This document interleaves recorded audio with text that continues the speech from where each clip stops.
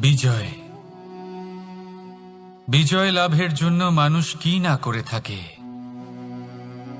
যে কোনো সম্ভাব্য প্রচেষ্টা করে, কিন্তু নিজের বিজয় লাভের জন্য বাজিতে যা ইচ্ছে তাই রেখে দেওয়া কি উচিত কাজ? কখনোই নয়। নিজের হারানো সম্মান, নিজের হারানো সম্পত্তি, নিজের হারানো অধিকার ফিরে পাওয়ার শুধু একটাই পথ রয়েছে, আর তা হলো পুরুষার্থ, দ্রুতক্রিয়া নয়। যে মানুষ নিজেই হেরে গেছে, নিজেই নিজের জয়লাভ করার জন্য অন্য কাউকে কিভাবে বাজিতে রাখতে পারে? এ হলো সম্পূর্ণরূপে অনুচিত। অনেক সময় অনেক ধন লাভ করার জন্য, অনেক সম্পত্তি লাভ করার জন্য আমরা নিজের আসল ধন, আমাদের আপনজন, তাদেরকে হারিয়ে ফেলতেও প্রস্তুত হয়ে যাই। এটা একেবারেই উচিত নয়। যত বড়ই সংকট আসুক না কেন, আমাদের আপনজনদের আমাদের সাথেই রাখা উচিত। নিজের বিজয়ের জন্য ওনাদের বাজি রাখা ঠিক নয়। এই ভুল কেউ একজন করেছেন, আপনি তা ভুলেও করবেন না। রাধা রাধা। নারী জন্মসূত্রে কারোর কন্যা, ধর্মসূত্রে কারোর পত্নী, আর কর্মসূত্রে কারোর মা। আমাদের মনে এই ছবি আঁকা রয়েছে একজন নারীকে নিয়ে, তাই না? একটা অতুলনীয় ভূমিকা রয়েছে নারীদের আমাদের জীবনে, আর নারী ছাড়া আমরা কিছুই নই। কিন্তু অধিকার, সেখানে আমরা একটা ভুল করে বসি। যখন নারী একজন কন্যা থাকে, যখন সে জন্ম নেয়, তখন তার ওপর অধিকার থাকে তার পিতার। আর তারপর যখন বিয়ে হয়ে যায়, তখন তার অস্তিত্বের উপর অধিকার থাকে তার স্বামীর। আর যখন তিনি মা হন, তখন নিজেই তিনি জীবনের সমস্ত অধিকার দিয়ে দেন তার সন্তানকে। কিন্তু আমরা কি কখনো এটা ভেবেছি এই জীবন হলো তার নিজের? যে নারী সবার কল্যাণ করছেন, তার জীবনের অধিকারও তার কাছেই থাকা উচিত, তাই না? তার নিজের জীবনের সিদ্ধান্ত সে নিজেই নিতে পারেন, নিজেই নিজের ভাগ্যের রচয়িতা হতে পারেন। আর এর জন্য আমাদের নিজেদের পাল্টাতে হবে, দৃষ্টিভঙ্গি পাল্টাতে হবে। কারণ এই ধারণা সেটা আজ বা কালকের ব্যাপার নয়, এটা ঘটে চলেছে বহু বছর ধরে, আর চলতেই থাকবে যদি আমরা এটা না বদলাই। আর এটা তখনই সম্ভব হবে যখন আমরা নিজেদের মধ্যে পরিবর্তন আনব। তাই আজকের পর থেকে, এই মুহূর্ত থেকে, কোনো নারীর ওপর অকারণ অধিকার স্থাপনের আগে সহস্রবার ভেবে দেখবেন। কারণ যখন নারী নিজের অধিকার কেড়ে নিতে বাধ্য হবেন, তখন শুধু এবং শুধুমাত্র বিনাশই ঘটবে। রাধা রাধা।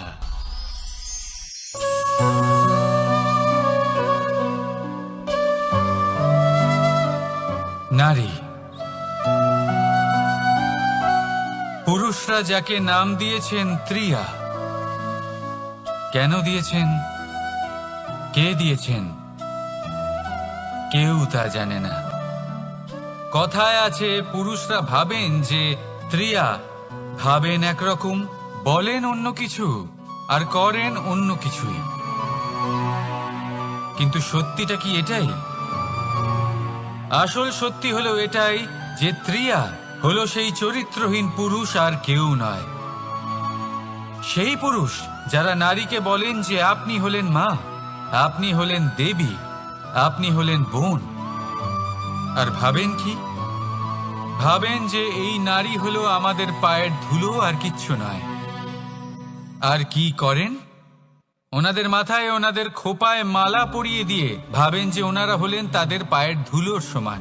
একজন নারীর সম্মান ভঙ্গ করেন, তাদের দাসী মনে করেন। ভুলবেন না, যত্র নারীয়াস্ত পূজ্যন্তে রমন্তে তত্র দেবতা। অর্থাৎ যেখানে নারীকে পুজো করা হয়, সেখানে ঈশ্বর বাস করেন। আর যেখানে নারীকে অপমান করা হয়, সেখানে ঈশ্বর এবং ভাগ্য এই দুই রুষ্ট হয়। মনে রাখবেন, যদি নারী কল্যাণকারী হতে পারেন, তাহলে নারী মহাচণ্ডী রূপও ধারণ করতে পারেন। যদি একজন নারী মাতা হয়ে জন্মদান করতে পারেন, তাহলে নারী মৃত্যু হয়ে বিনাশও করতে পারেন। যেখানে নারী অপমানিত হবেন, সেখানে মহান ভারতও মহাভারতের পথে অগ্রসর হতে পারে। তাই মনে রাখবেন, নারীর অপমান যেন কখনোই না ঘটে। আর যদি কোথাও নারীর অপমান হয়, তার অর্থ হলো আপনার বিনাশ আপনার দিকেই আসছে।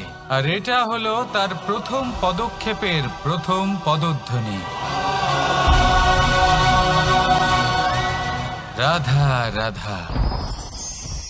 যদি সন্তান কোনো দুষ্কর্ম করে, তাহলে সেই অপরাধ শুধু কি সেই সন্তানের? না, যদি সন্তান দুষ্কর্ম করে, তাহলে অপরাধী তার মাতা পিতাও, যারা পুত্রমোহর কারণে সেই অনুচিত কাজে তাকে বাধা দেননি। অপরাধী হলেন তার পিতামহ, যিনি নিজের কর্তব্যবোধের কারণে নিজের পরিবারের যত্ন নেননি, যিনি সন্তানকে কখনো শাস্তি দেননি। অপরাধী হলেন তার সেই গুরুও, যিনি নিজের শিষ্যের সেই দুষ্কর্ম দেখেও তাকে প্রতিহত করতে পারেননি। একজন হবু রাজার কর্তব্য হলো নিজের প্রজার কাছে সে যেন এক উদাহরণ প্রস্তুত করতে পারে। কিন্তু যদি এত অনুচিত উদাহরণ প্রস্তুত হয়ে থাকে, তাহলে মা বাবার, বাড়ির বয়োজ্যেষ্ঠদের কর্তব্য হলো ওনারা যেন সেটা সেখানেই থামায়,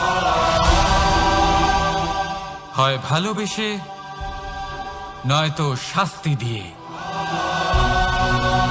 যদি না থামানো হয়, তাহলে মহাভারত অবশ্যম্ভাবী। অনেক ব্যক্তির মনে একটা প্রশ্ন জাগে আমাকে আর রাধাকে নিয়ে। বলেন যে, না আমি আর রাধা একসাথে থাকি, না আমাদের বিয়ে হয়েছে। আমি এখানে দ্বারকাতে, ও ওখানে বর্ষণাতে, তাও এত ভালোবাসা কি করে? এ কেমন সম্পর্ক? আমি তাদের একটা সহজ কথা বলতে চাই। আপনি কখনো আয়নার দিকে দেখেছেন? নিজের দুই চোখের দিকে তাকিয়ে জিজ্ঞাসা করুন, এই দুই চোখ একসাথে কেন বন্ধ হয়, একসাথে কেন খোলে, একসাথে কেন ঘুমোয়, একসাথে কেন কাঁদে? আজীবন কোনো এক মানুষের সাথে সম্পর্ক রাখা অবশ্যই সম্ভব, তাদের সাথে দেখা না করে।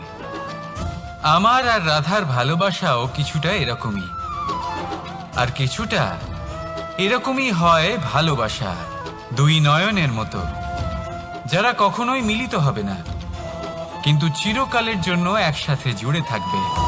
এই অনুভূতি নিঃস্বার্থ হয়, আর এই নিঃস্বার্থ ভালোবাসা আপনাকে আনন্দের পথে অগ্রসর করে। জীবনে সবসময় নিঃস্বার্থভাবে ভালোবাসুন, শুধুমাত্র আনন্দই পাবেন। তাহলে আসুন আমার সাথে নিঃস্বার্থভাবে ভালোবেসে বলুন, রাধা রাধা।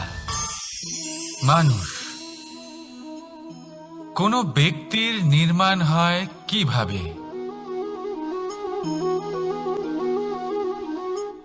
কেউ বলবেন পঞ্চতত্ত্বের দ্বারা, কেউ বলবেন আত্মা, দেহ ও চেতনার দ্বারা, কেউ বলবেন ঈশ্বরের কৃপার দ্বারা, তো কেউ বলবেন এই প্রকৃতির পরীক্ষার দ্বারা। না, মানুষের নির্মাণ হয়ে থাকে বিশ্বাস দ্বারা। ব্যক্তি তখনই গড়ে ওঠেন যখন ব্যক্তিত্ব থাকে, ঠিক কিনা? আর ব্যক্তিত্ব তখনই হবে, আর সেরকমই হবে যেরকম বিশ্বাস আপনি নিজের উপরে রাখবেন। যদি আপনি মনে করেন আপনি বিষের ন্যায় হবেন, তাহলে আপনি বিষাক্তই হবেন। যদি আপনি এটা মনে করেন যে আপনি অমৃতের ন্যায় হবেন, তাহলে আপনি অমরই হয়ে যাবেন। যদি আপনি নিজের উপরে বিশ্বাস রাখেন যে আপনি সংসারের সব থেকে উঁচু পর্বতের শিখরে পৌঁছতে পারবেন, তাহলে আপনি অবশ্যই পৌঁছবেন। যদি আপনার এরকম মনে হয় যে আপনি এরকম কখনো করতে পারবেন না, তাহলে এরকম কখনোই হবে না। ভেবে দেখবেন, বিশ্বাসের মধ্যেই বিশ্ব বাস করে থাকে। তো আপনার অস্তিত্ব কেন করবে না? যেমন বিশ্বাস আপনি নিজের উপরে রাখবেন, তেমনই আপনি হয়ে উঠবেন। সেই জন্য নিজের উপরে বিশ্বাস রাখুন। আর হ্যাঁ, ভালোবেসে বলুন, রাধা রাধা। শত্রুতা। একজন মানুষ অন্য মানুষের সাথে শত্রুতা করে বসেন, দুজন ঘনিষ্ঠ বন্ধু। এমনও এক সময় আসতে পারে যখন এনারা একে অপরের শত্রু হয়ে ওঠেন। এর অনেকগুলো কারণ হতে পারে, কিন্তু মূল কারণ হলো আলোচনা। আগে হ্যাঁ, আপনি যদি কারোর বিষয়ে আলোচনা করেন তাহলে সে আপনার শত্রু হয়ে যেতে পারে। এবার মনে একটা প্রশ্ন আসতে পারে যে এটা কিভাবে সম্ভব হতে পারে? আলোচনা, এটা তো অত্যন্ত জরুরি। যদি আমি নিজের বন্ধুর খারাপ কাজের বিষয়ে আলোচনাই না করি তাহলে সে শুধরবে কি করে? এ কথা সত্যি যে আলোচনা আবশ্যক, কিন্তু তার থেকেও বেশি গুরুত্বপূর্ণ এবং আবশ্যক হলো আপনার এই সিদ্ধান্ত। সিদ্ধান্ত এটাই যে আপনার এই আলোচনা কোন স্থানে করবেন। যদি এটা সবার সামনে করবেন ভাবেন, তাহলে তা অপমানও হয়ে যেতে পারে। যদি এটা আলাদাভাবে করেন তাহলে তা পরামর্শ হয়ে যায়। অপমান কেউ স্বীকার করতে পারেন না, কিন্তু পরামর্শ সকলের ভালো লাগে। তাহলে যদি আপন কারোর জন্য ভালো কিছু চান, কাউকে শুধরে দিতে চান, আর আপনার মনে হয় আলোচনা আবশ্যক, তাহলে সর্বপ্রথম সময়, পরিস্থিতি আর স্থানের কথা মনে রাখবেন। নয়তো এই আলোচনা আপনাকে খুব ভোগাতে পারে। তাহলে আসুন আমার সাথে ভালোবেসে বলুন, রাধা রাধা। আপনার জীবনেও কি সমস্যা রয়েছে? অবশ্যই থাকবে। প্রত্যেকের জীবনেই সমস্যা থাকে।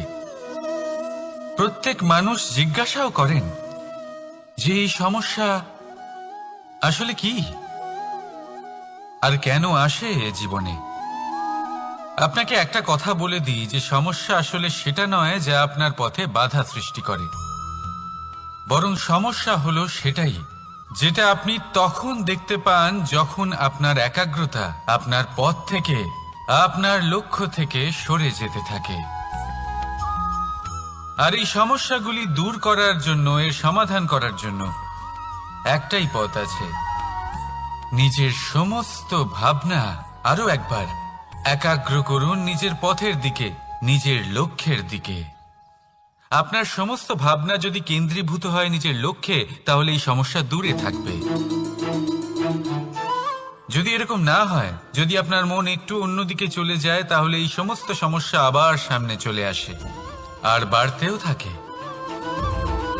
দেখুন, যেখানে আপনার লক্ষ্য রয়েছে, বান যদি সেখানেই চালাতে হয়, তাহলে দৃষ্টি তো সেদিকেই রাখতে হবে। তবেই তো আপনি সেই লক্ষ্য ভেদ করতে পারবেন। সেই জন্য মনে রাখবেন, সর্বদা লক্ষ্য রাখবেন নিজের পথে, সেই পথেই সামনে এগোতে থাকুন নিজের লক্ষ্যের দিকে। আপনি যত সামনে এগোতে থাকবেন এই সমস্যা তত পিছিয়ে যাবে। তাহলে আসুন আমার সাথে ভালোবেসে বলুন, রাধা রাধা। এই পাখিরা সত্যি খুব সুন্দর, আমার খুব ভালো লাগে। আপনি নিশ্চয়ই শুনে থাকবেন যে কিছু পাখির কাছে ডানা অবশ্যই থাকে, কিন্তু উড়তে পারে না। তারা চায় উঁচু আকাশে উড়ে বেড়াতে এবং মেঘেদের সাথে কথা বলতে, করতেই পারে না। এবার এই সংসারেও পাওয়া যায় ঘুড়িও। এদের মধ্যে না জীবন আছে, না প্রাণ আছে, আর না আছে ডানা, কিন্তু এরা আকাশের সাথে কথা বলে, হাওয়ার বেগের সাথে কথা বলে, আনন্দ করে, উৎফুল্ল হয়ে ওঠে। আকাশে জীবনের কিছু মুহূর্ত কাটায়। তার কারণ কি হতে পারে? কারণ হলো সুতো। এই সুতো যদি সঠিক হাতে থাকে, তাহলে এই কাগজের তৈরি ঘুড়িও আকাশের উচ্চতায় উড়ে বেড়াতে পারে। এবার এই সুতো আসলে কি? এই সুতো হলো আসলে ভালোবাসা, এই সুতো হলো আসলে বিশ্বাসের।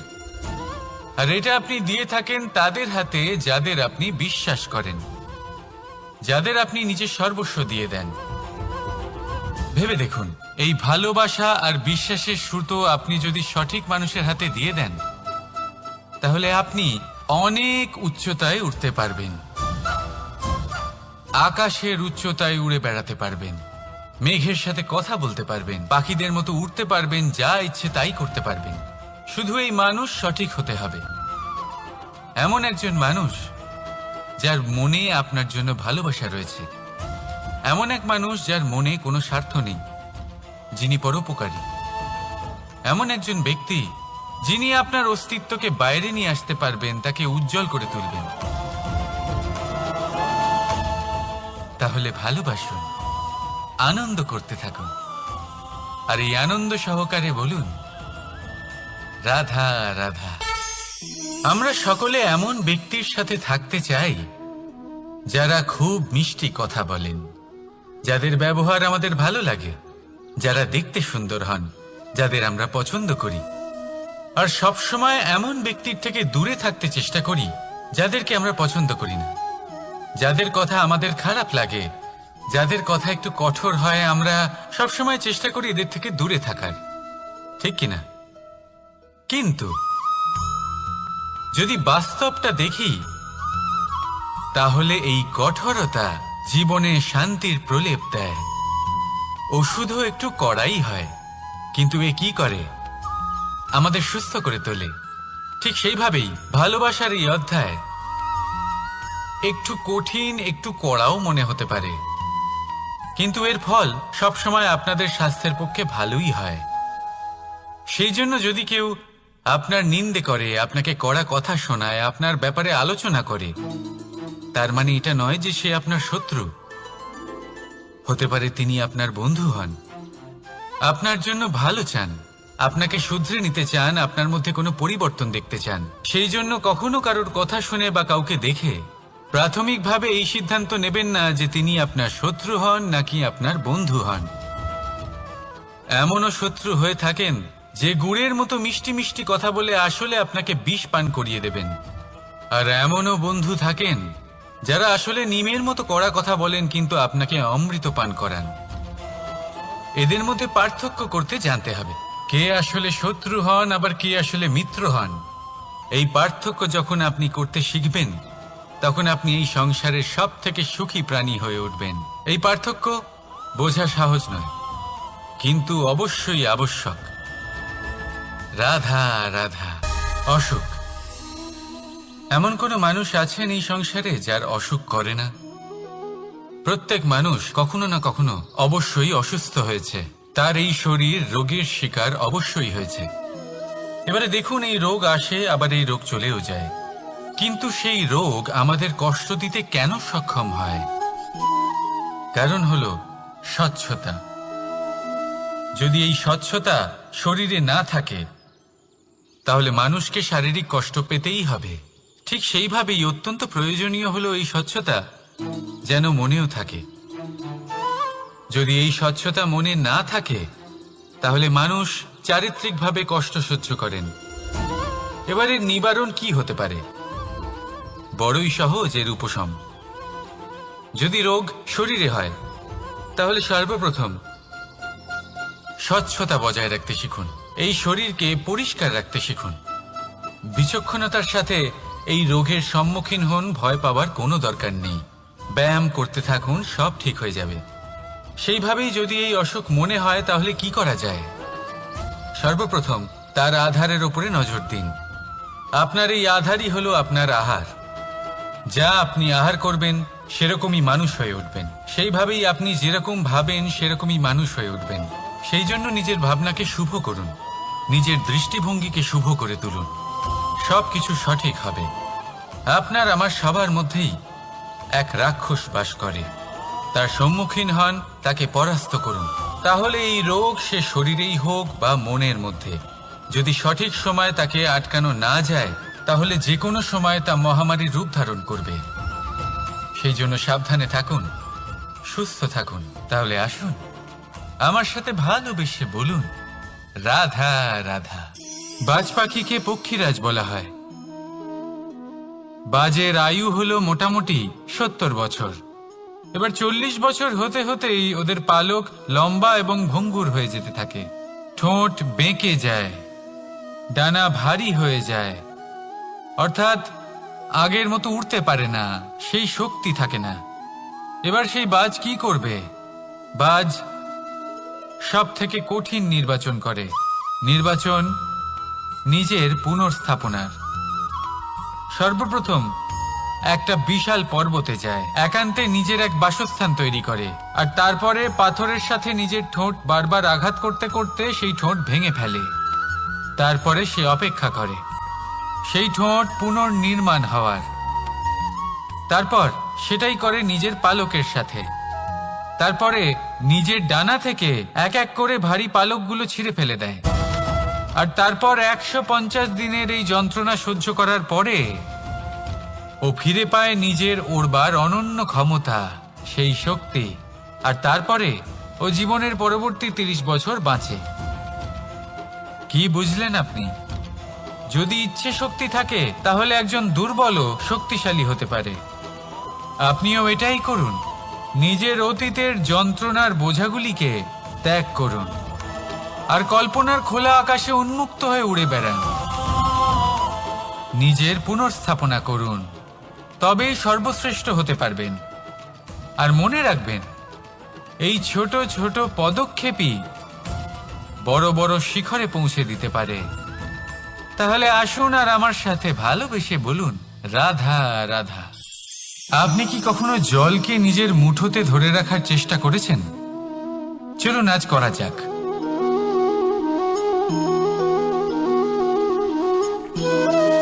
যদি আপনি নিজের মুঠো জোরে বন্ধ করেন, জল ধরে রাখতে পারবেন না। যদি আপনি তাকে এমনি বইতে দেন, তাহলে ও নিজের পথ নিজেই করে নেবে আর আপনার হাতেও থেকে যাবে। আমাদের জীবনও হলো কিছুটা এরকম, জলের মতো। নিজের পথ নিজেই করে নেয় এই জীবন। প্রত্যেক সমস্যার সমাধান নিজেই করে নেয় এই জীবন।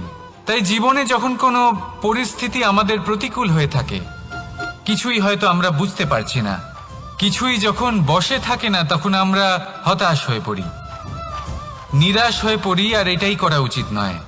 শান্ত মনে দেখতে হবে যে এই জীবনে আসলে কি ঘটে চলেছে। কষ্ট সবাই ভোগ করেন। কষ্ট পেলে কেউ রেগে যান, রেগে গিয়ে পরাক্রম দেখান। এটাই তো করা উচিত নয়। শান্ত মনে সেটাই করতে হবে যা জীবন আমাদের শেখাতে চাইছে। জীবন আমাদের সব শিখিয়ে দেবে, শুধু মনে রাখবেন কখন প্রয়াস করতে হবে আর কখন আমাদের প্রতীক্ষা করতে হবে, সেটা আগে আপনাকে বুঝতে হবে। তাহলে আসুন আমার সাথে ভালোবেসে বলুন রাধা রাধা।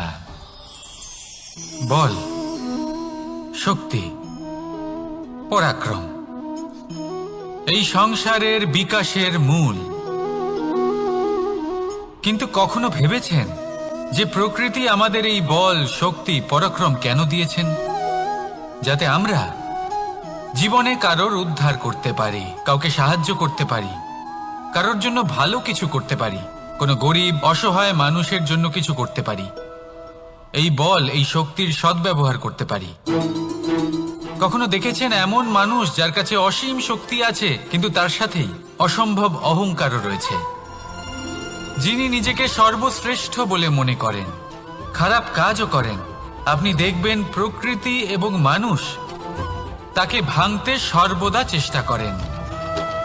মনে রাখবেন, যতই সুবিশাল পর্বত হোক না কেন, তা যদি পথে পড়ে, তাকে ভেঙে পথ প্রশস্ত করা হয়। যদি আপনার কাছে বল থাকে, শক্তি থাকে, পরাক্রম থাকে, তাহলে তার সদ্ব্যবহার করুন, কাউকে সাহায্য করুন, কাউকে রক্ষা করুন। যদি আপনি আপনার শক্তির দুর্ব্যবহার করেন, তাহলে মনে রাখবেন আপনি নিজের বিনাশ নিজেই আমন্ত্রণ করছেন। এবার বল অর্জন করার পরে, শক্তি অর্জন করার পরে আপনি নিজেকে বিনাশ করতে চান নাকি এই সংসারের উদ্ধার করতে চান, সিদ্ধান্ত আপনার। রাধা রাধা। মানুষ আর ধন, এই দুইয়ের মধ্যে সম্পর্ক খুব ঘনিষ্ঠ। ধন হলো সেই শক্তি যার ব্যবহার মানুষ করে থাকে সাংসারিক বস্তু ক্রয় করার জন্য, নিজের জীবন যাপন করার জন্য। আর মানুষ হলো সেই শক্তি যারা ধনকে গুরুত্বপূর্ণ করে তোলেন। এবার একটা কথা বলি, ব্যবহার করা উচিত ধনকে আর ভালোবাসা উচিত মানুষকে। এটা বেশিরভাগ মানুষই বোঝেন না। মানুষ এখানেই সব থেকে বড় ভুল করে বসেন। তারা ভালোবাসেন ধনকে আর ব্যবহার করেন মানুষকে। এ হলো অনুচিত। দেখুন, আপনি একটা সূচের দ্বারা যুদ্ধ করতে পারবেন না, আর কোনো তলোয়ার দ্বারা বস্ত্র সেলাই করতে পারবেন না, তাই না? কোনটা কিসের জন্য হয় সেটা বোঝা অত্যন্ত জরুরি। আপনিও সঠিক দিকে অগ্রসর হন। মানুষকে ভালোবাসুন আর ধনকে ব্যবহার করুন। যদি আপনি মানুষকে ব্যবহার করেন তাহলে আপনি ভালোবেসে ফেলবেন ধনকে, আর এই ভালোবাসা ধীরে ধীরে পরিণত হবে লোভে, আর ধীরে ধীরে এটা আপনাকে বিনাশ করে দেবে। তাহলে সমস্ত মানুষকে ভালোবাসুন আর এইভাবে ভালোবেসে বলুন, রাধা রাধা। সাফল্য কে না চান? সাফল্য লাভ করার, শিখরে পৌঁছানোর আলাদাই একটা আনন্দ রয়েছে। আর আপনজনদেরও কে না চান? প্রত্যেক মানুষ চান যেন জীবনে তার কোনো আপনজন থাকে যারা সবসময় তাদের সাথে থাকবে, কারণ আপনজনের সাথেই তো সাফল্যের আনন্দ সব থেকে বেশি পাওয়া যায়। কিন্তু আসলে কি হয়, অনেক সময় সাফল্যের খোঁজে সেই পথে চলতে চলতে আমরা আপনদের থেকে দূরে চলে যাই। না চাইতেও দূরে চলে যেতে হয়, ওনাদের সাথে সময় কাটাতে পারি না। আর আমরা ভুলে যাই যে সাফল্যের আসল আনন্দ আপনজনদের সাথেই পাওয়া যায়। সফল হওয়ার পরে আপনদের সাথে দেখা হলে তাদের চোখে আমাদের জন্য যে আবেগ থাকে, যে সম্মান, যে প্রেম থাকে, সেটাই হলো আসল পুরস্কার। আমরা সেই কথা ভুলে যাই এবং একা হয়ে পড়ি। বেশিরভাগ সময় এটাই হয়। বেশিরভাগ সময় সফল মানুষগুলি একা হয়ে যান। এবার আপনি কি চান?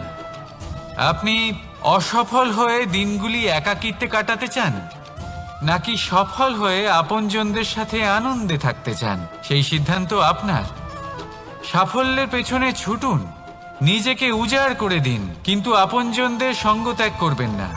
সেই আপনজন যারা আপনার সাফল্যের জন্য দায়ী, সেই আপনজন যিনি আপনার সাফল্যে আনন্দ পান, সুখ লাভ করেন, তাদের কখনো ত্যাগ করবেন না। আসুন আমার সাথে ভালোবেসে বলুন, রাধা রাধা। ভগবান আর ভক্ত যখন এক আকার হয়ে যায়, যখন ভক্ত তার ভগবানের প্রতি এবং নিজের জীবনের উদ্দেশ্যের প্রতি সম্পূর্ণরূপে সমর্পিত হয়, তখন জন্ম নেয় ভক্তি। এই সংসারের সমস্ত আশা হয়তো আপনার সঙ্গ ত্যাগ করে দিতে পারে, তখনও ভক্তি সাথে থাকবে। ভক্ত আর ভগবান যখন এক আকার হয়ে যায়, তাদের মধ্যে কোনো পার্থক্য থাকে না। তারা এক হয়ে যায়, এক ব্যক্তিত্ব, এক অস্তিত্ব।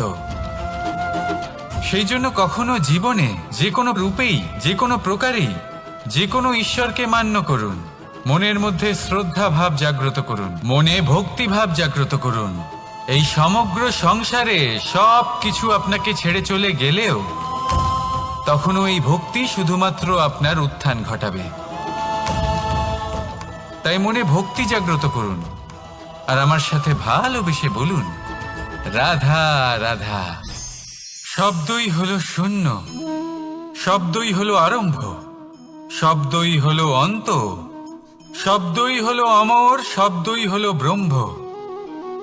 এই শব্দ হলো অত্যন্ত বিশেষ। কেউ কাঁদলে তাকে হাসিয়ে তোলে, কেউ হাসলে তাকে কাঁদিয়ে দেয়। কারোর মনে উদ্দীপনা জাগিয়ে তুলতে পারে, আবার কারোর মনে কাঁটা হয়ে বিঁধে থাকতে পারে। একটা অত্যন্ত গুরুত্বপূর্ণ কথা যা বোঝা অত্যন্ত আবশ্যক।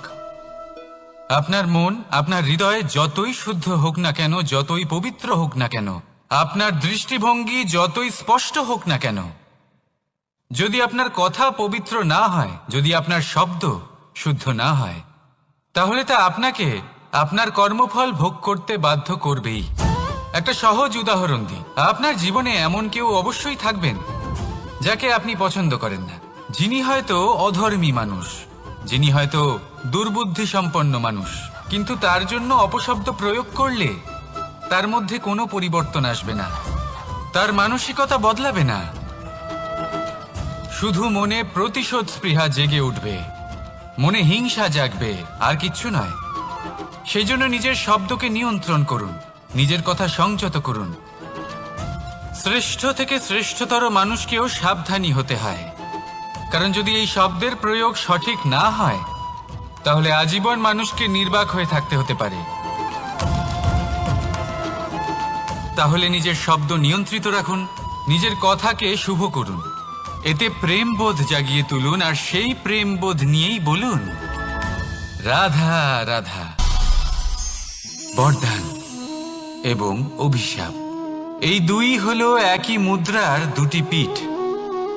এই বরদান আমরা অনেক কারণে পেতে পারি, কখনো নিজের পরিশ্রমের কারণে, কখনো নিজের তপস্যার কারণে, কখনো আমাদের পূর্বপুরুষদের কর্ম ও তপস্যার কারণে। কিন্তু এই বরদান কতক্ষণ বরদান থাকবে তা আমরা নিশ্চিত করতে পারি না, তা সুনিশ্চিত করে শুধুমাত্র আমাদের কর্ম। যদি আপনাকে উদাহরণ দিই, আপনি রেশমের কীট দেখেছেন? ও বরদান পেয়েছে যে ও নিজের সুরক্ষার জন্য খোলস বানাতে পারে। এবারও তাতে এত মত্ত হয়ে যায় যে এমন এক আবরণ বানিয়ে ফেলে যাতে সে নিজেই আবদ্ধ হয়ে চাপা পড়ে মরে যায়। এটার তাৎপর্য কি? তাৎপর্য খুবই সরল। গর্ব করা খুবই ভালো, কিন্তু অহংকার করা কখনোই উচিত নয়। যদি অহংকার মনের মধ্যে প্রবেশ করে তাহলে এই বরদান অভিশাপে পরিণত হতে সময় লাগে না।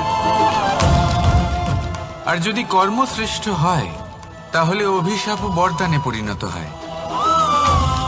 তাহলে আসুন শ্রেষ্ঠ কর্ম করুন আর আমার সাথে ভালোবেসে বলুন রাধা রাধা।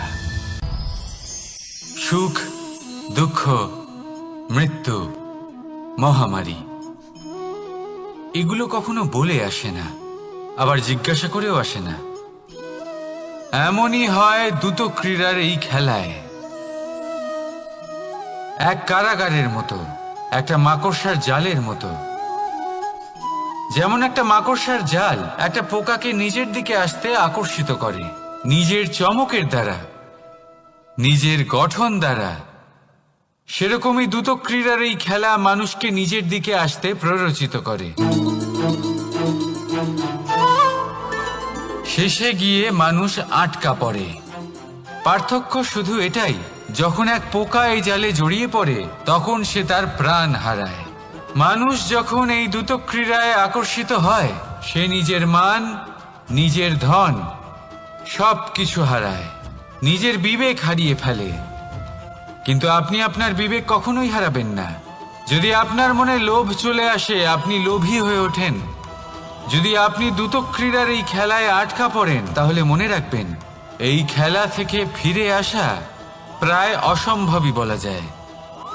নিজের বিবেক কখনো হারাতে দেবেন না, কারণ বিনাশ আসার প্রথম লক্ষণ হলো বিবেকের বোধ চলে যাওয়া। এই প্ররোচনায় কখনো পা দেবেন না। আর আমার সাথে ভালোবেসে বলুন রাধা রাধা। বিজয়, বিজয় লাভের জন্য মানুষ কি না করে থাকে, যে কোনো সম্ভাব্য প্রচেষ্টা করে। কিন্তু নিজের বিজয় লাভের জন্য বাজিতে যা ইচ্ছে তাই রেখে দেওয়া কি উচিত কাজ? কখনোই নয়। নিজের হারানো সম্মান, নিজের হারানো সম্পত্তি, নিজের হারানো অধিকার ফিরে পাওয়ার শুধু একটাই পথ রয়েছে, আর তা হলো পুরুষার্থ, দ্রুত ক্রীড়া নয়। যে মানুষ নিজেই হেরে গেছে, নিজেই নিজের জয়লাভ করার জন্য অন্য কাউকে কিভাবে বাজিতে রাখতে পারে? এ হলো সম্পূর্ণরূপে অনুচিত। অনেক সময় অনেক ধন লাভ করার জন্য, অনেক সম্পত্তি লাভ করার জন্য আমরা নিজের আসল ধন, আমাদের আপনজন, তাদেরকে হারিয়ে ফেলতেও প্রস্তুত হয়ে যাই। এটা একেবারেই উচিত নয়। যত বড়ই সংকট আসুক না কেন, আমাদের আপনজনদের আমাদের সাথেই রাখা উচিত। নিজের বিজয়ের জন্য ওনাদের বাজি রাখা ঠিক নয়। এই ভুল কেউ একজন করেছেন, আপনি তা ভুলেও করবেন না। রাধা রাধা। নারী জন্মসূত্রে কারোর কন্যা, ধর্মসূত্রে কারোর পত্নী, আর কর্মসূত্রে কারোর মা। আমাদের মনে এই ছবি আঁকা রয়েছে একজন নারীকে নিয়ে, তাই না? একটা অতুলনীয় ভূমিকা রয়েছে নারীদের আমাদের জীবনে, আর নারী ছাড়া আমরা কিছুই নই। কিন্তু অধিকার, সেখানে আমরা একটা ভুল করে বসি। যখন নারী একজন কন্যা থাকে, যখন সে জন্ম নেয়, তখন তার ওপর অধিকার থাকে তার পিতার। আর তারপর যখন বিয়ে হয়ে যায়, তখন তার অস্তিত্বের ওপর অধিকার থাকে তার স্বামীর। আর যখন তিনি মা হন, তখন নিজেই তিনি জীবনের সমস্ত অধিকার দিয়ে দেন তার সন্তানকে। কিন্তু আমরা কি কখনো এটা ভেবেছি এই জীবন হলো তার নিজের? যে নারী সবার কল্যাণ করছেন, তার জীবনের অধিকারও তার কাছেই থাকা উচিত, তাই না? তার নিজের জীবনের সিদ্ধান্ত সে নিজেই নিতে পারেন, নিজেই নিজের ভাগ্যের রচয়িতা হতে পারেন। আর এর জন্য আমাদের নিজেদের পাল্টাতে হবে, দৃষ্টিভঙ্গি পাল্টাতে হবে। কারণ এই ধারণা সেটা আজ বা কালকের ব্যাপার নয়, এটা ঘটে চলেছে বহু বছর ধরে আর চলতেই থাকবে যদি আমরা এটা না বদলাই। আর এটা তখনই সম্ভব হবে যখন আমরা নিজেদের মধ্যে পরিবর্তন আনব। তাই আজকের পর থেকে, এই মুহূর্ত থেকে, কোনো নারীর ওপর অকারণ অধিকার স্থাপনের আগে সহস্রবার ভেবে দেখবেন। কারণ যখন নারী নিজের অধিকার কেড়ে নিতে বাধ্য হবেন, তখন শুধু এবং শুধুমাত্র বিনাশই ঘটবে। রাধা রাধা।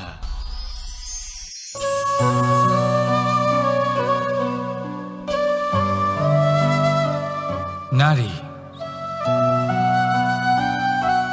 পুরুষরা যাকে নাম দিয়েছেন ত্রিয়া, কেন দিয়েছেন, কে দিয়েছেন, কেউ তা জানে না। কথায় আছে, পুরুষরা ভাবেন যে ত্রিয়া, ভাবেন একরকম, বলেন অন্য কিছু, আর করেন অন্য কিছুই। কিন্তু সত্যিটা কি এটাই? আসল সত্যি হলো এটাই যে ত্রিয়া হলো সেই চরিত্রহীন পুরুষ, আর কেউ নয়। সেই পুরুষ যারা নারীকে বলেন যে আপনি হলেন মা, আপনি হলেন দেবী, আপনি হলেন বোন। আর ভাবেন কি? ভাবেন যে এই নারী হলো আমাদের পায়ের ধুলো, আর কিচ্ছু নয়। আর কি করেন? ওনাদের মাথায়, ওনাদের খোপায় মালা পরিয়ে দিয়ে ভাবেন যে ওনারা হলেন তাদের পায়ের ধুলোর সমান। একজন নারীর সম্মান ভঙ্গ করেন, তাদের দাসী মনে করেন। ভুলবেন না, যত্র নারী আস্ত পূজ্যন্তে রমন্তে তত্র দেবতা। অর্থাৎ যেখানে নারীকে পুজো করা হয়, সেখানে ঈশ্বর বাস করেন। আর যেখানে নারীকে অপমান করা হয়, সেখানে ঈশ্বর এবং ভাগ্য এই দুই রুষ্ট হয়। মনে রাখবেন, যদি নারী কল্যাণকারী হতে পারেন, তাহলে নারী মহাচণ্ডী রূপও ধারণ করতে পারেন। যদি একজন নারী মাতা হয়ে জন্মদান করতে পারেন, তাহলে নারী মৃত্যু হয়ে বিনাশও করতে পারেন। যেখানে নারী অপমানিত হবেন, সেখানে মহান ভারতও মহাভারতের পথে অগ্রসর হতে পারে। তাই মনে রাখবেন, নারীর অপমান যেন কখনোই না ঘটে। আর যদি কোথাও নারীর অপমান হয়, তার অর্থ হলো আপনার বিনাশ আপনার দিকেই আসছে। আর এটা হলো তার প্রথম পদক্ষেপের প্রথম পদধ্বনি। রাধা রাধা।